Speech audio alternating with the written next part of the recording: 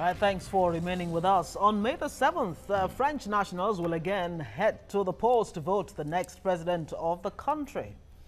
Now, Temitope Badamosi tells us more. The clock is ticking and many French nationals are counting down.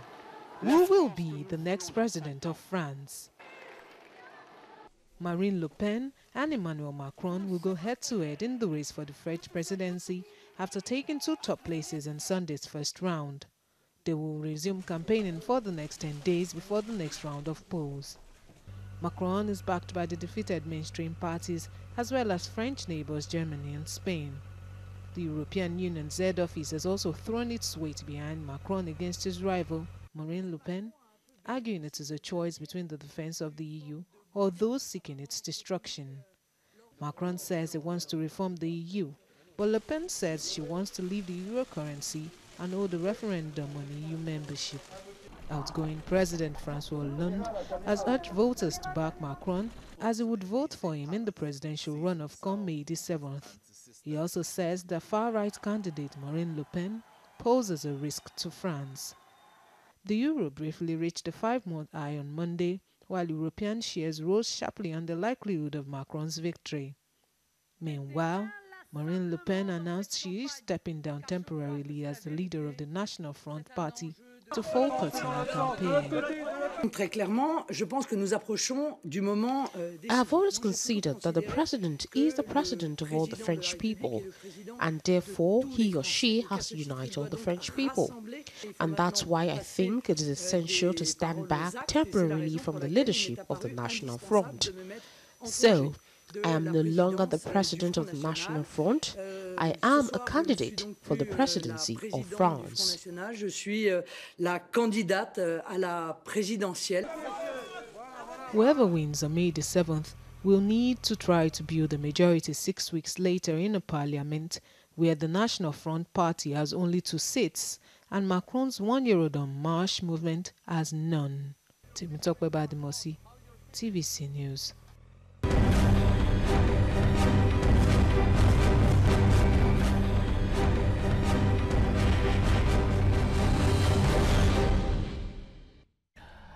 The heat is getting hotter in France.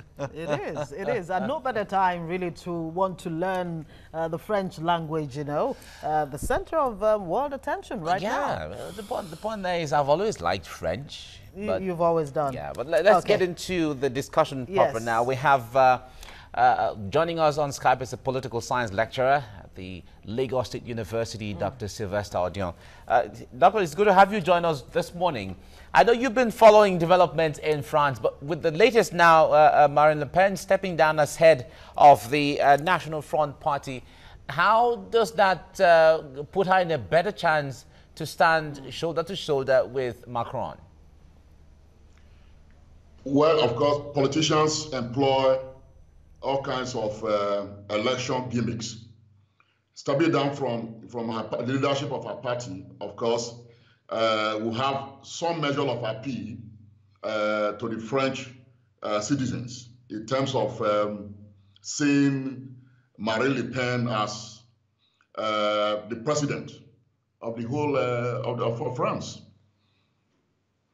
All right, now the groundswell of support seems to be swelling, so to speak, for Emmanuel Macron from Hollande, the present French president, of course, to the Labour Party. You have the Jewish groups expressing dismay that Le Pen even got to this first round in the first place.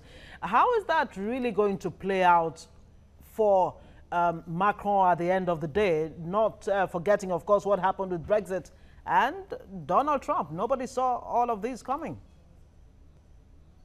Well, I think the point to make, if you compare it to the American election, there was an all-round establishment support for Hillary Clinton. But this time again, you have an unknown quantity, having been, of course, economic minister before. Macron is being supported by, those who lost out in the first round, including the incumbent president, Hollande. And so for that kind of support, where leaders are rooted, in party membership, they can mobilize support for whoever they try to, support in this instance.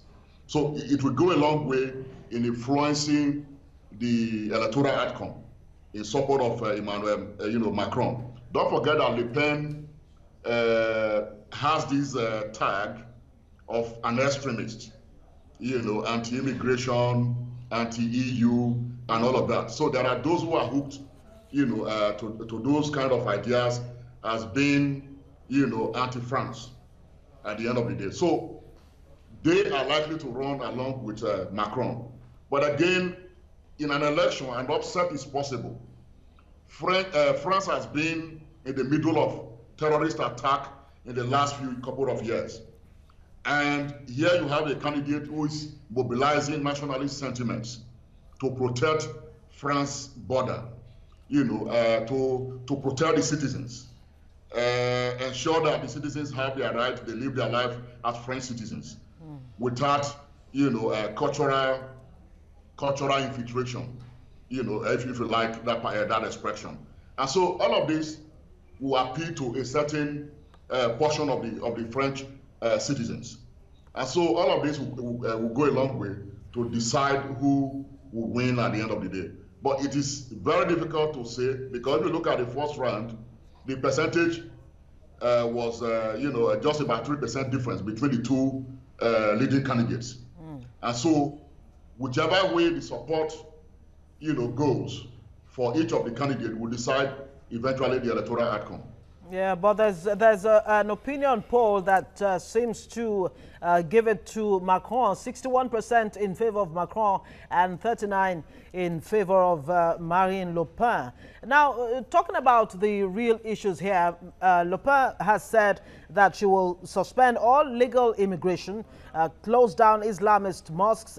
I wonder how her policy on immigration would affect African countries. Definitely it will, because but I'm sure she's going to be a realist if she wins eventually. The reason why I say this with regard to Africa is that the French people will tell you, without Africa, there is no France. It is her African possession or SY colonies that gives the impression or the perception of a global power, to France. So Africa is central to France, policy in terms of its geopolitical position internationally. And so I do not see an overt hostile attitude. At best, what might happen is that they might adopt this policy, which of course has been in the pipeline in Europe, what they call Fortress Europe, in which case they will allow citizens, aliens of extraordinary ability to come into their country. Those who have something meaningfully to contribute, to France will be allowed into the country. All right. Now, when it comes to policies and ideologies, we see how polarized it is between Macron and Le Pen. But if we narrow it down to ordinary French citizens, what is going to be the issue they want when it comes to everyday French people? What issues would drive their voting patterns on May 7th? I think you have raised a very I've followed, France's election since early 2000. And one issue is that the ordinary people in France want to have economic, guarantee, economic sovereignty. They want to be able to enjoy economic freedom. And they have always seen the advent of globalization as a major threat, which was also why, of course, quite a lot of people voted for the father of the lady, Marine Le Pen, the father, when he ran during much of that period.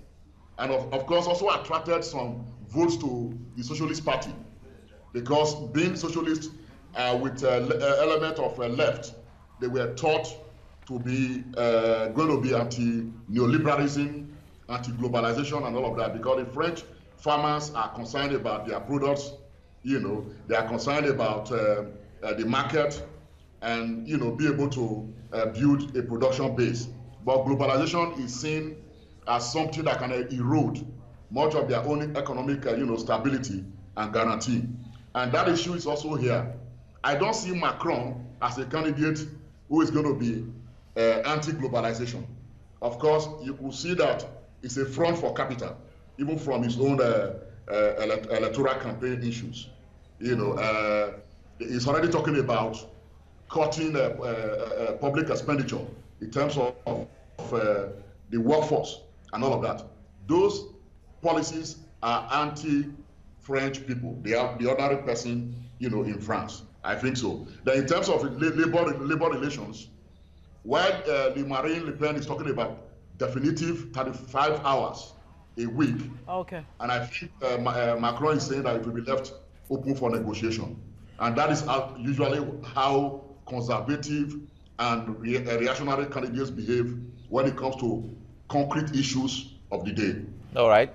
Thank you very much, Dr. Sylvester Odion, for talking to us on TVC Breakfast. Thank you very much.